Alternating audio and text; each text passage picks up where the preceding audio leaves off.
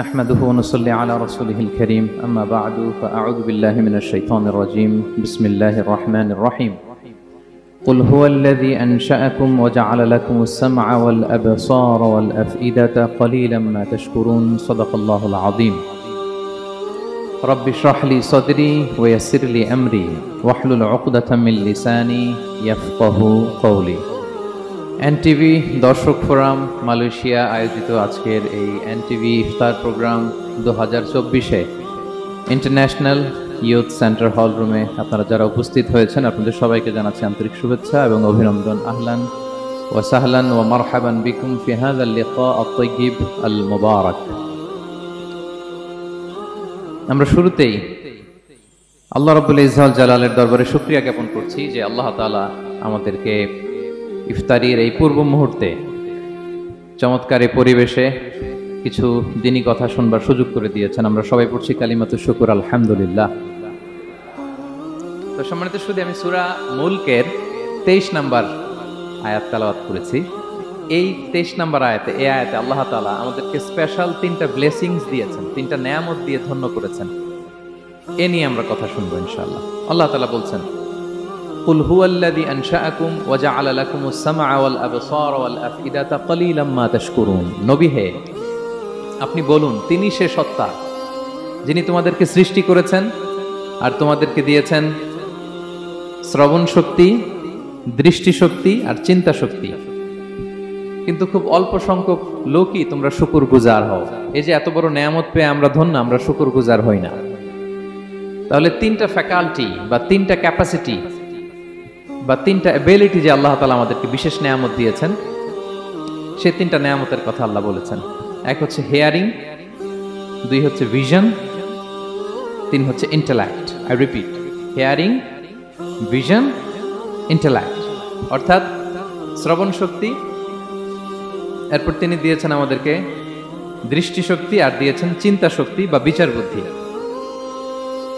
তো এই 3টা নেয়ামতের মধ্য থেকে সর্বশেষ যে নেয়ামতটা অর্থাৎ চিন্তা শক্তি বা বিচার বুদ্ধি, যে আল্লাহ তাআলা আমাদের মধ্যে বিবেক দিয়েছেন, বিচার বুদ্ধি দিয়েছেন, এই পয়েন্টটা নিয়ে আমি আজকে কিছু কথা আপনাদের সামনে উপস্থাপন করব ইনশাআল্লাহ বিইذنিল্লাহ।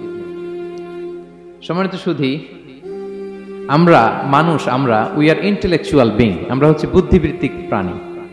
অর্থাৎ আল্লাহ তাআলা আমাদেরকে ফ্রি উইল দিয়েছেন, আমাদেরকে ক্রিটিক্যালি থিঙ্কিং করার সুযোগ দিয়েছেন, বিচার বুদ্ধি বিবেক কমন সেন্সকে কাজে লাগানোর সুযোগ আল্লাহ তাআলা আমাদেরকে দিয়েছেন।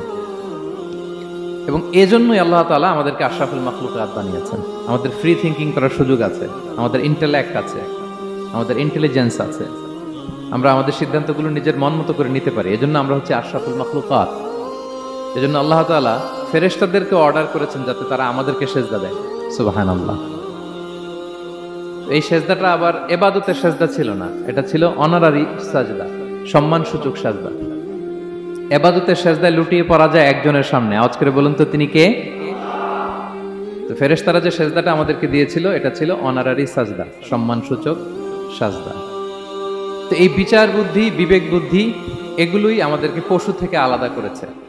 পশুর কিন্তু এই ইন্টেলেক্ট নাই, বিচার বুদ্ধির ক্ষমতাটা তাদের নাই, এজন্য পশু থেকে আমরা আলাদা। এবং চিন্তা আর বিবেককে খাটানোর জন্য আল্লাহ তাআলা মহামূল্যবান একটা অঙ্গ আল্লাহ তাআলা আমাদেরকে দিয়েছেন, সেটা হচ্ছে ব্রেইন, আমাদের মস্তিষ্ক। এটাকে কাজে লাগিয়ে, কমন সেন্স কাজে লাগিয়ে আমরা পৃথিবীতে সভ্যতার পর সভ্যতা নির্মাণ করেছি। পৃথিবীতে মানুষ ছাড়া অন্য কোনো প্রাণীকে এটা করতে পেরেছে? এটা মানুষ করেছে, কারণ আল্লাহ তাআলা মানুষকে এই চিন্তা শক্তি দিয়েছেন, বিচার বুদ্ধি দিয়েছেন এবং সফিস্টিকেটেড একটা ব্রেন দিয়েছেন। এটা কাজে লাগিয়ে আমরা অনেক বড় কাজ করে ফেলতে পারি।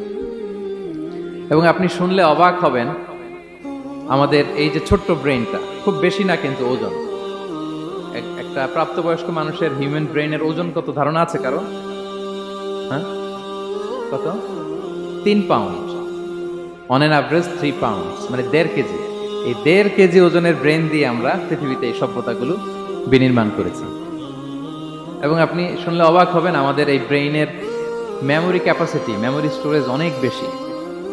বিজ্ঞানীরা গবেষণা করে ওনারা জানিয়েছেন যে আমাদের হিউম্যান ব্রেইনের মেমোরি হচ্ছে 2.5 পেটাবাইটস। আপনারা মেগাবাইটের নাম শুনেছেন, গিগাবাইটের নাম শুনেছেন, পেটাবাইট হয়তো অনেকে শুনেন নাই। পেটাবাইট আরো অনেক বেশি, অনেক বড়। তো 1 পেটাবাইটে হয় 1 মিলিয়ন গিগাবাইট। আই রিপিট, 1 পেটাবাইটে হয় 10 লক্ষ গিগাবাইট। তার মানে আমার আর আপনার যে হিউম্যান ব্রেইন, এই ব্রেইনের ক্যাপাসিটি হচ্ছে 25 লক্ষ গিগাবাইট। সুবহানাল্লাহ, এত আসতে 25 লাখ গিগাবাইট আমাদের ব্রেইনের মেমোরি বা স্টোরেজ। আচ্ছা বলেন, আপনাদের এই যে আইফোন মোবাইল, এটাতে মেমোরি কত?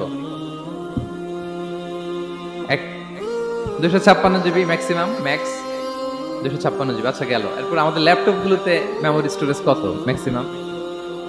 সাধারণত 500 জিবি, যারা খুব বেশি নেয় হয়তো 1000 জিবি, 1 টেরাবাইট, তাই না? এই তো। তাহলে আমাদের ল্যাপটপ গুলোর মেমোরি স্টোরেজ হচ্ছে 1000 গিগাবাইট। তাতে সারা দুনিয়াটাই যেন এটার ভিতরে ঢুকিয়ে রাখা যায়, ঠিক কিনা? কিন্তু আল্লাহ তাআলা আমাদেরকে যে দয়া করে ব্রেন দিয়েছেন, এটার মেমোরি ক্যাপাসিটি হচ্ছে 25 লক্ষ গিগাবাইট। আল্লাহু আকবার।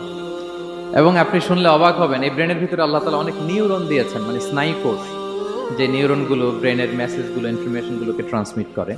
আমাদের ব্রেইনে এই স্নায়ু কোষের সংখ্যা বা নিউরনের সংখ্যা মোর দেন 100 বিলিয়নস, মানে 10,000 কোটিরও বেশি। তো আমরা যত বেশি চিন্তা করি, যত বেশি ব্রেইন খাটাই, আমাদের এই স্নায়ু কোষগুলোর মধ্যে সংযোগায়ন বাড়ে, মানে নিউরন কানেক্টিভিটি বাড়ে।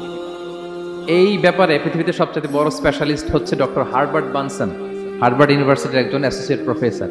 তো তাকে জিজ্ঞেস করা হয়েছিল মানুষের এই নিউরন কানেক্টিভিটি সর্বোচ্চ কত হতে পারে, একজন মানুষ যত চিন্তা করুক, যত ব্রেন খাটাক, কত হতে পারে। তো সে গবেষণা করে বলেছিল 25-এর ডান দিকে 30টা শূন্য বসালে যত হতে পারে, একটা মানুষের মাথার স্নায়ুগুলোর সংযোগায়ন বা নিউরন কানেক্টিভিটি ঠিক তত হতে পারে। 25-এর ডান দিকে কয়টা শূন্য? 30টা। এটা আমি কি দিয়ে বলবো? হ্যাঁ, মিলিয়ন, বিলিয়ন, ট্রিলিয়ন, জিলিয়ন, ফিলিয়ন, অক্ট্রিলিয়ন সব ছাড়িয়ে যাবে। আচ্ছা, সংখ্যাটা কত বড় আমি একটু উদাহরণ দিয়ে বলি। আমরা যে কম্পিউটারের দোকানে গেলে প্রিন্টিং করি না, A4 সাইজের কাগজ আছে না? একটা হিউম্যান ব্রেইনে যত পরিমাণ নিউরন কানেক্টিভিটি হতে পারে, তত পরিমাণ সাদা কাগজ যদি আপনাকে দেয়া হয়, A4 সাইজের সাদা কাগজ দিয়ে যদি বলা হয় যেটা টেবিলের উপর রাখেন, ইন্টারন্যাশনাল ইয়ুথ সেন্টারের এই টেবিলের উপর এই কাগজগুলো রাখেন, আপনি কাগজগুলো রাখতে শুরু করবেন। কাগজের স্তূপ উঁচু হতে হতে হতে হতে এই টাওয়ার ছাড়িয়ে, আকাশ ছাড়িয়ে, বাতাস ছাড়িয়ে, মহাকাশ স্টেশন ছাড়িয়ে, নাসার বিজ্ঞানীদের নাগালে আসা প্রথম আকাশের যত দূর বিজ্ঞান যেতে পেরেছে, এই যে জেমস ওয়েব টেলিস্কোপ 34 কোটি বছর আগের ছবি, স্থির চিত্র আমাদেরকে পাঠিয়েছে, যত দূর মানুষের নাগালে এসেছে, কাগজের স্তূপ এরকম উঁচু হতেই থাকবে, তারপরেও অনেক কাগজ আপনার হাতে থেকে যাবে। তার মানে কি পরিমাণে নিউরন কানেক্টিভিটি আমাদের ব্রেইনে সম্ভব। তো এখন দ্য কোশ্চেন রাইজেস, প্রশ্ন হচ্ছে আমরা আমাদের ব্রেনকে ওইভাবে খাটাই কিনা, ব্রেনটাকে কাজে লাগাই কিনা। আমাদের যে অভাবনীয় চিন্তা শক্তি, আনলিমিটেড চিন্তা শক্তি দিয়ে যে আল্লাহ তাআলা আমাদেরকে সৃষ্টি করেছেন, এটার কতটুকু আমরা ব্যবহার করি, আমাদের এই সফিস্টিকেটেড যে ব্রেইন আল্লাহ দিয়েছেন, এটা ব্যবহার করি কিনা, দিস ইজ দ্য কোশ্চেন। তো সম্মানিত শুধু আল কোরআন আল কারিমের পরতে পরতে আল্লাহ তাআলা আমাদেরকে মাথা খাটাতে বলেছেন, আমাদের চিন্তার দিগন্তকে প্রসারিত করতে বলেছেন, কিন্তু আমরা মাথা খাটাতে চাই না।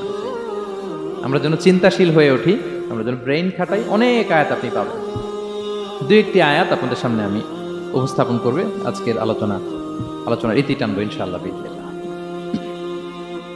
আমরা যেন মাথা খাটাই, আমরা যেন চিন্তা করি, এটা বোঝাতে যে আল্লাহ তাআলা বেসিক্যালি কোরআনে 4টা শব্দ ব্যবহার করেছেন। 4টা, একটু ক্লাসের মতো মনে করেন, তাহলে মনে থাকবে, কিছু শিখে গেলাম। প্রথম শব্দ হচ্ছে আন-নাযার, আন-নাযার। 2 নম্বর হচ্ছে আল-আক, 3 নম্বর হচ্ছে আত-তাফাক্কুর, 4 নম্বর হচ্ছে আত-তাদাব্বুর। আই রিপিট, আবার বলি, আন-নাযার, আল-আক, আত-তাফাক্কুর, আত-তাদাব্বুর। আন-নাযার, আল-আক, আত-তাফাক্কুর, আত-তাদাব্বুর। বলতে পারবেন 4টা? 1 নম্বরে কি? আন-নাযার, 2 নম্বরে আল-আক, 3 নম্বরে আত-তাফাক্কুর, 4 নম্বরে আত-তাদাব্বুর। এই 4টা শব্দ নিয়ে সংক্ষিপ্ত কিছু আলোকপাত করবো ইনশাআল্লাহ বিসমিল্লাহ। আন-নাযার শব্দটা আপনাদের পরিচিত, একটু ভেঙে বললে বুঝতে পারবেন। আমরা বলি না এই যে নজর দিস না, এই যে নজর লাগবে, বলি না নজর দেয়া। নজর মানে হচ্ছে তাকানো, তবে সাধারণ তাকানো না, careful look with deep observation and reflection, এটাকে কোরআন বলেছে আন-নাযার। এটার প্রতি কোরআন আমাদেরকে উৎসাহিত করেছে। পাশাপাশি 2 নাম্বার কি বলছিলাম নজরের পরে? হ্যাঁ, অ্যাটলিস্ট একজন তো বলতে হবে।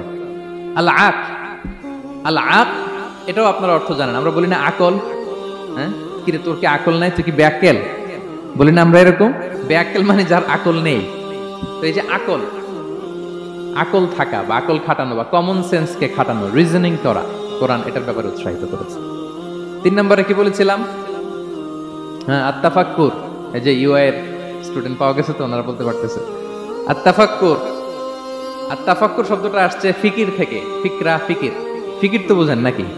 আমরা বলি না যে ফিকির করতে হবে? তো আত্তাফাক্কুর মানে ক্রিটিক্যাল থিঙ্কিং, বিশ্লেষণধর্মী চিন্তা করা।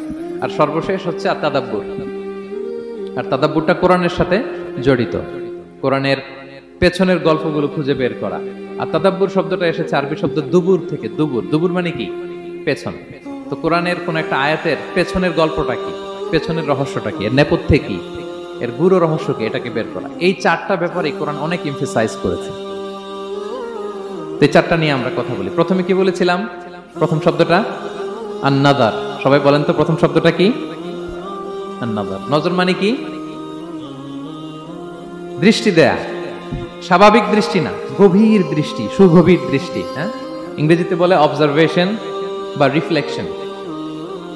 তা আমরা যেন শুধু ফেল ফেল করে তাকিয়ে না থাকি। আল্লাহ বলেছে তাকালে তাকানোর মতো তাকাবা, গভীর দৃষ্টি দিবা। আল্লাহ বলেন আফালা ইয়ানদুরুনা ইলাল ইবিলি কাইফা খুলিকাত ওয়া ইলাস সামাই কাইফা রুফিআত ওয়া ইলাল জিবালি কাইফা নুসিবাত ওয়া ইলাল আরদি কাইফা সুতিহাত। আল্লাহ বলেন ওরা কি নজর দেয় না? আফালা ইয়ানদুরুনা, নজর থেকে ইয়ানদুরুনা ইলাল ইবিলি, ওরা কি উটের দিকে তাকায় না? Don't they see to the camels how masterfully they were created. হ্যাঁ, তারা কি উটের দিকে তাকায় না কিভাবে উটকে সৃষ্টি করেছি? তারা কি আকাশের দিকে তাকায় না খুঁটিবিহীন বিশাল আকাশকে কেমন করে বানালাম? তারা কি পাহাড়ের দিকে তাকায় না কিভাবে পাহাড়কে ফার্মলি সেট করা হলো পৃথিবীর সাথে? তারা কি জমিনের দিকে তাকায় না কিভাবে জমিনটাকে বিস্তীর্ণ করে দেয়া হয়েছে? তো এই 4টা কথা আল্লাহ বললেন। রাসূল সাল্লাল্লাহু আলাইহি ওয়াসাল্লাম যখন মক্কার কুরাইশদেরকে তাওহীদ, রিসালাত, আখিরাতের দাওয়াত দিচ্ছিল, তারা এই দাওয়াতকে প্রত্যাখ্যান করলো, তারা মানছে না। তো তখন আল্লাহ তাআলা এই আয়াত নাজিল করে বললেন আফালা ইয়ানজুরুনা ইলাল ইবিলি কাইফা খুলিকাত। মক্কার কুরাইশরা কি উটের দিকে তাকায় না? উটকে কিভাবে আমি তৈরি করলাম এটা একটু দেখতে পারে না ওরা? আরে উটের দিকে তাকালেই তো ওরা উটের মালিক আমি আল্লাহরে খুঁজে পাবে। কারণ কুরাইশরা ছিল কোরআনের প্রাইমারি অডিয়েন্স, যদিও কোরআন সবার জন্য এসেছে। আল্লাহ বললেন আফালা ইয়ানজুরুনা ইলাল ইবিলি কাইফা খুলিকাত। ওরা কি উটের দিকে তাকায় না? উট দেখার জন্য তো ওদের চিড়িয়াখানায় যাওয়া লাগবে না, অথবা মক্কার কুরাইশদের চায়নাতেও যাওয়া লাগবে না, কারণ উট তো ওদের গৃহপালিত প্রাণী, ঠিক কি না? ঘরে ঘরে আরব দেশে উট আছে না নাই? আছে। তো উটের দিকে তাকায় না। সমৃদ্ধ শুধু উটের কথা আল্লাহ কেন বললেন? কুরাইশদেরকে উটের কথা বললেন এজন্য, উট হচ্ছে এমন আজীব একটা প্রাণী যেটা প্রাণী বিজ্ঞানীদেরকে হয়রান করে দিয়েছে। আল্লাহু আকবার। আপনি অবাক হবেন উটের যে ফিচার আল্লাহ তাআলা দিয়েছেন। মক্কার লোকেরা উটের গোশত খাইতো, উটের দুধ খাইতো, উটের চামড়া দিয়ে দ্য ফাইনেস্ট লেদার, দামি লেদার তারা বানাতো। উটের উপর মাল নিয়ে বোঝাই করে মরুভূমি এক প্রান্ত থেকে আরেক প্রান্তে পাড়ি দিত, নিজেরা উটের উপর রাইডিং করত। এবং উট হচ্ছে এমন প্রাণী যেটা একসাথে 1 মাস না খেয়ে বেঁচে থাকতে পারে। 1 মাস পানিও খাওয়া লাগবে না, খাবারও খাওয়া লাগবে না। সুবহানাল্লাহ পড়বেন না? এট এ টাইমে একটা উট, প্রাপ্তবয়স্ক একটা উট একসাথে 200 লিটার পানি খেয়ে ফেলতে পারে। এবং উটের পেটের ভিতরে একটা স্পেশাল ওয়াটার চেম্বার আছে, ওই চেম্বারে রেখে দেয়, খেয়ে ওইটারে পাঠায় দেয় না ওদের কিডনিতে। 200 লিটার পানি একবারে খেয়ে স্পেশাল চেম্বারে রেখে দেয়, যখন লাগবে ওইখান থেকে নিয়ে নিয়ে বেঁচে থাকে। 1 মাস না খেয়ে বেঁচে থাকে কি করে? উটের পিঠে দেখবেন একটা কুজ আছে, একটা উঁচু উটকে যদি কল্পনা করেন, উপরে একটা কুজ আছে না? এই পুরো কুজটা হচ্ছে চর্বির আধার। তো ওটের যখন খাবার থাকে না মরুভূমিতে, মাসের পর মাস যখন চলে, ওই চর্বি থেকে এনার্জি নিয়ে সে মরুভূমিতে চলে, সে না খেয়েও বাঁচতে পারে। আমাদের চোখের মধ্যে যেমনি একটা পাপড়ি, এরকম এক পাপড়ি দিয়ে উটকে আল্লাহ বানায় নাই, ডবল লেয়ারের পাপড়ি দিয়েছে। কারণ মরুভূমির মধ্যে চলতে পথে লু হাওয়া থাকবে, মরুভূমির সাইমুন, বালুর ঝড়, এই ঝড় মোকাবেলার জন্য, লু হাওয়া মোকাবেলার জন্য ডবল লেয়ারের চোখের পর্দা। একটা পর্দা ফেলে রাখে আর একটা খুলে সে হাঁটতে থাকে, তার কিছুই হয় না। সুবহানাল্লাহ। আমাদের 98 ডিগ্রি ফারেনহাইটের স্বাভাবিক তাপমাত্রা, তাই না? 99 ডিগ্রি হলে আমাদের জ্বর, 100 ডিগ্রি হলে জ্বর, 101, 2 সর্বোচ্চ আমরা সহ্য করতে পারি। এর বেশি যদি হয়, 103 ডিগ্রি হলে বেহুশ হয়ে যায় মানুষ। 4 ডিগ্রি হলে আমাদের দেহের ভেতরে যে কোষগুলো আছে এগুলো মরে যায়। কিন্তু একটা উট মরুভূমির তাপমাত্রায় প্রতিদিন 104 ডিগ্রি, 5 ডিগ্রি তাপমাত্রা সহ্য করে খুব স্বাভাবিক উট চলতে পারে, তার কিছুই হয় না। এবং মরুভূমির মধ্যে যে ক্যাকটাস আছে, গুলমলতা, বড় বড় কাঁটা জাতীয় গাছ, যেই কাঁটা পৃথিবীর কোনো প্রাণী খেতে পারবে না, কিন্তু একটা উট অনায়াসে খেয়ে ফেলতে পারে। উটের জিহ্বাকে এবং পাকস্থলীকে আল্লাহ এমন স্পেশালি মেড করেছেন, যত কাঁটা দিবেন খেয়ে সাবার ওর কিছুই হয় না। সুবহানাল্লাহ বিহামদিহি। আল্লাহ বলে, আফালা ইয়ানজুরুনা ইলাল ইবিলি কাইফা খুলিকাত, ওরা কি উটের দিকে তাকায় না? আরে উটকে নিয়ে গবেষণা করলে তো উটের মালিককে খুঁজে পায় তারা। এরপর বললেন, ওয়া ইলাস সামাই কাইফা রুফিআত, ওরা কি আকাশের দিকে তাকায় না? কিভাবে খুঁটি ছাড়া আকাশকে আমি বানিয়েছি। আপনারা যখন বিমানে চড়েন তখন কি শুধু ভিডিও করতে থাকেন নাকি? মেঘের ভিডিও, আকাশের ভিডিও, তখন তাকাবেন আকাশের দিকে। সুবহানাল্লাহ, কিভাবে আল্লাহ আকাশকে তৈরি করেছেন। ওয়ালাকাদ যায়্যানা সামা আদ-দুনিয়া বিজিনাতিল কাওয়াকিব, আল্লাহ বলেন এই প্রথম আকাশটাকে আমি তারা দিয়ে সুশোভিত করেছি, বিশাল বিশাল তারা। এই যে আমরা সূর্য দেখি, এটা একটা তারা, পৃথিবীর চেয়ে 13 লক্ষ গুণ বড় এই সূর্য। কত গুণ বড় বলে ফেললাম হুট করে মুখ দিয়ে, কিন্তু কল্পনা করতে পারতেছি। তার মানে 13 লক্ষটা পৃথিবী সূর্যের মধ্যে রাখার জায়গা আছে। তাই বলে মনে করেন না যে সূর্য অনেক বড় সাইজের তারা। ন, সূর্য এই মহাশূন্যের খুব ছোট্ট সাইজের একটা তারা। সূর্যের চেয়ে লক্ষ কোটি গুণ তারা আছে। যে সূর্য পৃথিবীর চেয়ে 13 লক্ষ গুণ বড়, ওই সূর্যের চেয়ে কোটি গুণ বড় তারা আছে। এরকম লক্ষ কোটি কোটি তারা নিয়ে আমাদের গ্যালাক্সি মিল্কি ওয়ে, এরকম কোটি কোটি গ্যালাক্সি আছে। সুবহানাল্লাহ, কোটি কোটি গ্যালাক্সি নিয়ে আমাদের এই প্রথম আকাশের মহাশূন্য। তার মানে পুরো প্রথম আকাশটাকে যদি একটা মানচিত্র দেয়া হয়, ওইখানে মাইক্রোস্কোপ দিয়ে পৃথিবীকে খুঁজে পাওয়া যাবে না। আই রিপিট, পুরো প্রথম আকাশটাকে যদি একটা বড় মানচিত্র বানানো হয়, আমরা যে পৃথিবীতে আছি মাইক্রোস্কোপ দিয়েও এটাকে খুঁজে পাওয়া যাবে না। এই বিশাল প্রথম আকাশের মহাশূন্য যখন শেষ, এরপরে হচ্ছে প্রথম আকাশের লেয়ার, তারপরে হচ্ছে দ্বিতীয় আকাশের মহাশূন্য, তারপরে দ্বিতীয় আকাশের লেয়ার। বিষ্ণু ইসলাম বলেন, দ্বিতীয় আকাশের তুলনায় প্রথম আকাশটা কত ছোট শোনো।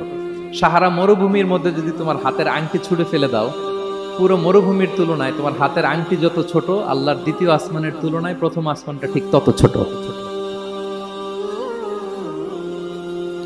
আবার তৃতীয় আসমানের তুলনায় দ্বিতীয় আসমানটা ঠিক ওই রকম। আবার চতুর্থ আসমানের তুলনায় তৃতীয় আসমানটা ওই রকম। এইভাবে 7 আসমান। এরপরে আল্লাহর কুরসি, মাউদাউল কাদামাইন, যেখানে আল্লাহ তার কুদরতি পা রাখেন। তো 7 আসমানটা যত বড়, পুরো সাহারা মরুভূমির মধ্যে আংটি ফেলে দিলে মরুভূমির তুলনায় আংটি যত ছোট, আল্লাহর কুরসির তুলনায় পুরো 7 আসমানটা ঠিক তত ছোট। কল্পনা করা যায়? এজন্য আল্লাহ বলেছেন, আফালা ইয়ানজুরুনা ইলাল ইবিলি কাইফা খুলিকাত, একটু উট নিয়ে চিন্তা করতে পারো না? আকাশটা নিয়ে একটু ভাবতে পারো না? ওয়া ইলাল জিবালি কাইফা নুসিবাত, একটু পাহাড়ের দিকে তাকিয়ে একটু অবজারভেশন করা যায় না, রিফ্লেকশন। ও মক্কার লোকেরা, পাহাড় দেখার জন্য তো তোমাদের অন্য দেশে যাওয়া লাগবে না, তোমরা তো সারাউন্ডেড বাই মাউন্টেন্স, চারদিকে শুধু পাহাড়, পাহাড় আর পাহাড়। এই পৃথিবীর ভেতরে 7টা টেকটনিক প্লেট আছে। এই 7 tectonic plates creates the mountain range on earth. পৃথিবীর মধ্যে মাউন্টেন এভাবেই হয়েছে। বিগ ব্যাং এর মহাবিস্ফোরণের পরে এই প্লেটগুলো যখন কোলাপস করলো, মাঝখানের জায়গা উঁচু হয়ে গেল, দ্যাট ইজ মাউন্টেন। এটাই মাউন্টেন। আমেরিকার আলাস্কা একটা জায়গা আছে, পৃথিবীর সবচেয়ে বড় মাউন্টেন রেঞ্জ। এটা লম্বায় প্রায় 2000 কিলোমিটার লম্বা একটা পাহাড়। ইউরোপের সবচেয়ে বড় পাহাড় হচ্ছে আল্পস পর্বতমালা, ওটা লম্বায় 1200 কিলোমিটার। কল্পনা করতে পারেন, একটা পাহাড় 1200 কিলোমিটার লম্বা।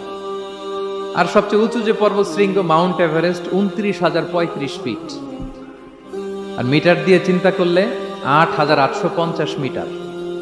আল্লাহ পাহাড়কে কোরআনে বলেছেন, পেরেকের সাথে তুলনা দিয়েছেন। আল্লাহ তাআলা বলেছেন, ওয়াজআলনাল জিবালা আওতাদা, আমি এই পাহাড়গুলোকে আল্পস পর্বতমালা, আলাস্কা পর্বতমালা, মাউন্ট এভারেস্ট, এগুলোকে পেরেকের মতো বানিয়েছি। কিসের মতো? আচ্ছা, যদি আমার কথা বুঝে থাকেন তাহলে উত্তর দেন। আমরা পেরেক যখন কাঠের মধ্যে ঠুকি, তখন পুরো পেরেকটা কাঠের ভিতরে ঢুকে যায় না? উপরে দেখা যায় কতটুকু? হাতুড়ি দিয়ে একটা পেরেক যখন আমি একটা কাঠের ভিতরে ঢুকাই দিলাম, ঠুকে দিলাম, এরপরে কি পুরা পেরেকটা দেখা যায়? আর কতটুকু দেখা যায়? সামান্য মাথাটা, তো পুরা পেরেক গেল কই? ভিতরে।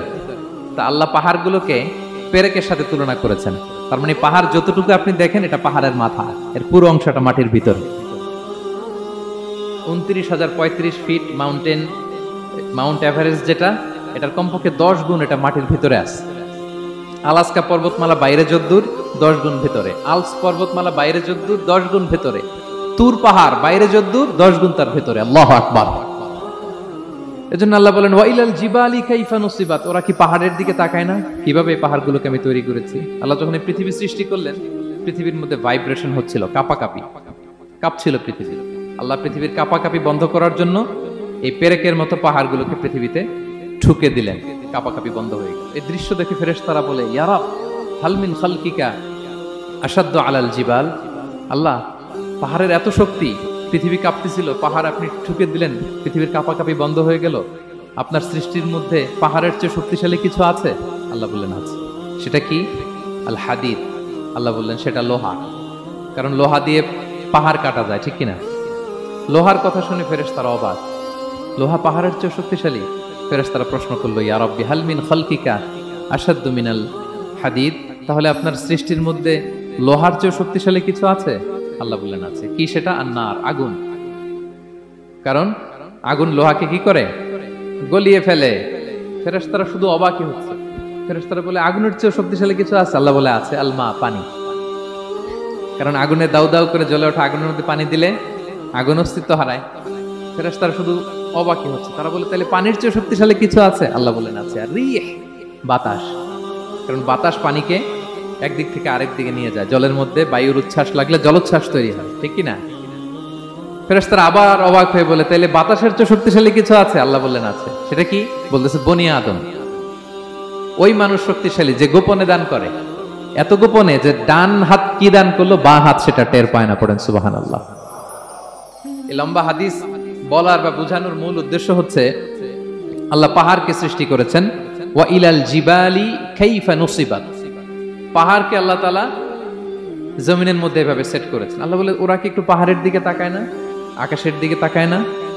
ওরা কি একটা উটের দিকে তাকায় না? ওয়া ইলাল আরদি কাইফা সুতিহাত, ওরা কি জমিনের দিকে তাকায় না, জমিনকে কিভাবে আমি বিস্তৃত করেছি? আমরা তো কত চমৎকার মাটি দেখি, তাই না? বীজ রোপণ করে দিলে কি উর্বর জমি, হ্যাঁ, ঘাস লতাপাতা ফলমূল হয়। আসলে পুরো পৃথিবীটাই কি এরকম নরম? না, অনেক স্তর আছে। এই ভূপৃষ্ঠের নিচে আপনি পাবেন পাললিক শিলার স্তর, রূপান্তরিত শিলার স্তর, আগ্নেয়গিরির শিলার স্তর। তার মানে পৃথিবীর ভেতরে দাউ দাউ করে আগুন জ্বলছে, এবং আগ্নেয়গিরির জ্বালামুখ ভেঙে যখন এই অগ্নুৎপাতের লাভা বের হয় তখন বোঝা যায় পৃথিবীর ভেতরে কেমন আগুন পাওয়া যায়, ঠিক কিনা? তাহলে প্রথম শব্দটা আমি কি বলেছিলাম? আন-নাযার, মনে আছে তো না? প্রথম শব্দটা কি? আল্লাহ বলে তারা কি নজর করে দেখে না কিভাবে আকাশ বানালাম, উট সৃষ্টি করলাম, কিভাবে জমিন বানালাম, কিভাবে পাহাড় বানালাম? তাহলে এই যে নজর বা অবজারভেশন, রিফ্লেকশন, এটার প্রতি আল্লাহ তাআলা আমাদেরকে উৎসাহিত করেছে। প্রথম পয়েন্ট ক্লিয়ার। মোট পয়েন্ট আলোচনা করব 4টা, বলেন তো কয়টা? একটা ক্লিয়ার। 2 নাম্বার কি ছিল দেখি কার মনে আছে কিনা? আল আকল, রাইট, কমন সেন্স, রিজনিং। আমরা যেন আমাদের কমন সেন্স খাটাই, কোরআনের পরতে পরতে আল্লাহ তাআলা আমাদেরকে উৎসাহিত করেছেন। এবং ইন্টারেস্টিংলি জাহান্নামীরা যখন জাহান্নামে যাবে তারা কি বলবে জানেন? সূরা মুলকে এসেছে, তারা বলবে ওয়াকালু লাউ কুননা নাসমাউ আও নাআকিলু মা কুননা ফি আসহাবিস সাঈর। তারা বলবে হায় রে, নবীদের কথা যদি মানতাম আর যদি একটু কমন সেন্স খাটাইতাম তাহলে তো জাহান্নামে আসা লাগতো না। ওই দিনের এই আফসোসে কোনো কাজ হবে?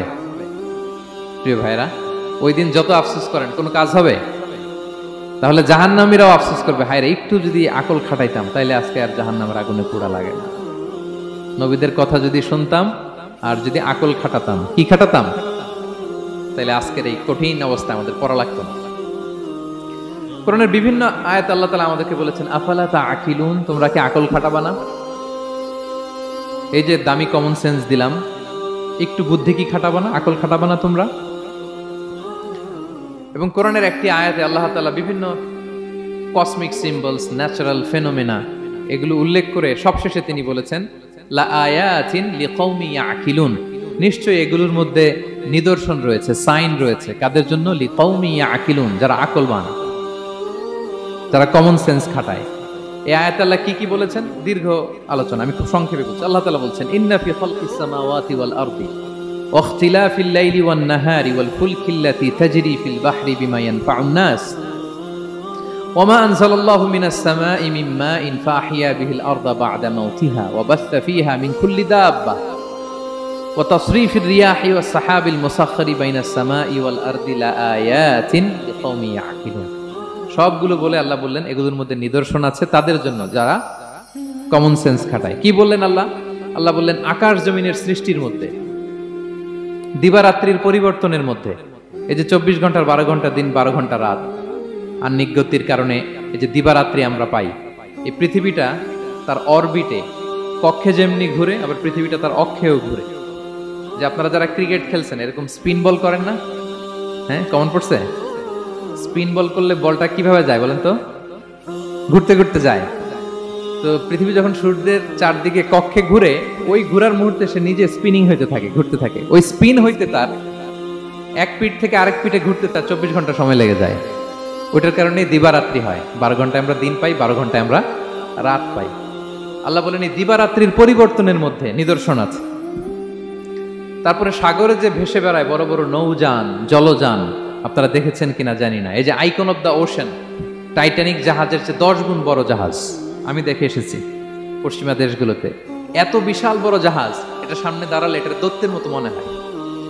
মালয়েশিয়াতে তো অনেক কন্ডোমোনিয়ামস, 10-15টা কন্ডোমোনিয়ামস একসাথে জোড়া লাগালে এটা যত বড়, ওই ক্রুজগুলো, জাহাজগুলো এত বড়।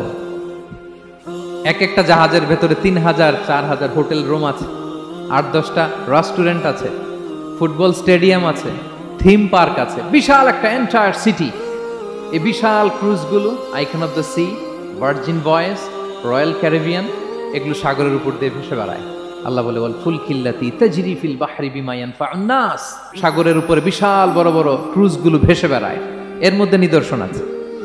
এরপর আল্লাহ বললেন আমি পানি থেকে সব প্রাণী তৈরি করেছি। ওয়া জাআলনা মিনাল মাই কুল্লা শাইইন হাই, সব প্রাণ এসেছে পানি থেকে। বিজ্ঞান এটাকে কনফার্ম করেছে। তারা বলেছে পৃথিবীর সর্বপ্রথম এককোষী প্রাণীর নাম হচ্ছে অ্যামিবা। অ্যামিবা এসছে, জুপ্লাঙ্কটন, ফাইটোপ্লাঙ্কটন, ব্যাকটেরিয়া প্লাঙ্কটন, এভাবে স্পিসিসগুলো ডেভেলপ করেছে। আল্লাহ বলে এর মধ্যে নিদর্শন আছে। এরপর আল্লাহ তাআলা বলেছেন মৌসুমী বায়ু, এই যে বায়ুর প্রবাহ, এতে নিদর্শন আছে।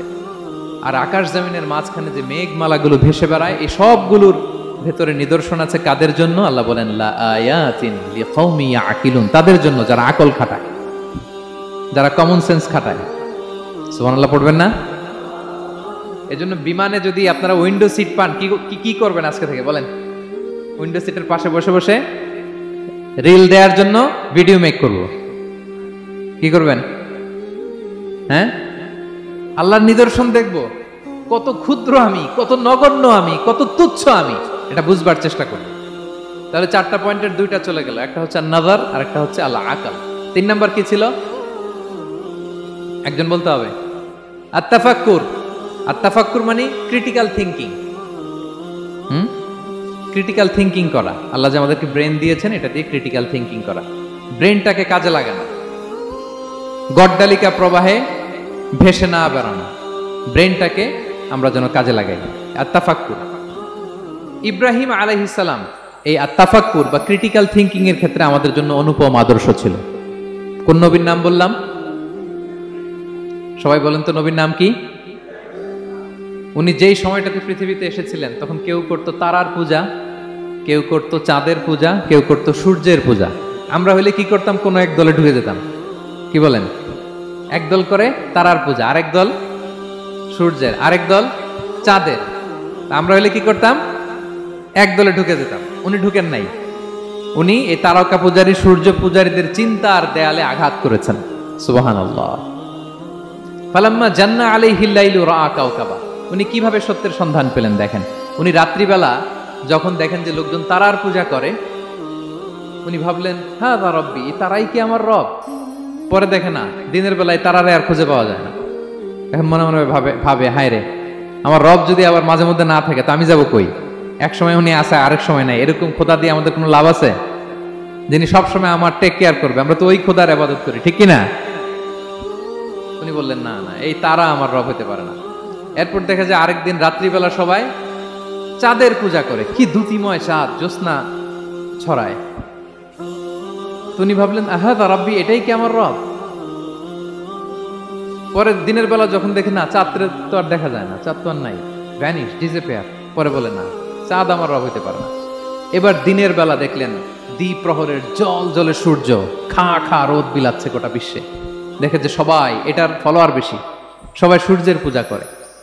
কিন্তু আবার গোধূলি লগ্নে সানসেটের টাইমে যখন সূর্য ডুবে গেল, হায় হায়, উনি বিপদে পড়লেন, এবার আমি কই যাব, সূর্যও তো থাকে না। আল্লাহু আকবার। তখন তিনি ঘোষণা দিলেন, ইন্নী ওয়াজ্জাহতু ওয়াজহিয়া লিল্লাযী ফাতারাস সামাওয়াতি ওয়াল আরদা হানিফা ওয়া মা আনা মিনাল মুশরিকিন। হে তারকা পূজারী, হে চাঁদের পূজারী, হে সূর্য পূজারী, আমি তোমাদের কোনো দলের সাথে নাই, বরং আমি আমাকে ওই সত্তার দিকে মনোনিবেশ করলাম, আত্মসমর্পণ করলাম। ফাতারাস সামাওয়াতি ওয়াল আরদ, যিনি আকাশ সৃষ্টি করেছেন, জমিন সৃষ্টি করেছেন। হানিফা ওয়া মা আনা মিনাল মুশরিকিন, আমি শিরক করি না, আমি হানিফ হিসেবে সেই আল্লাহর ইবাদত শুরু করে দিলাম। পড়েন আল্লাহু আকবার।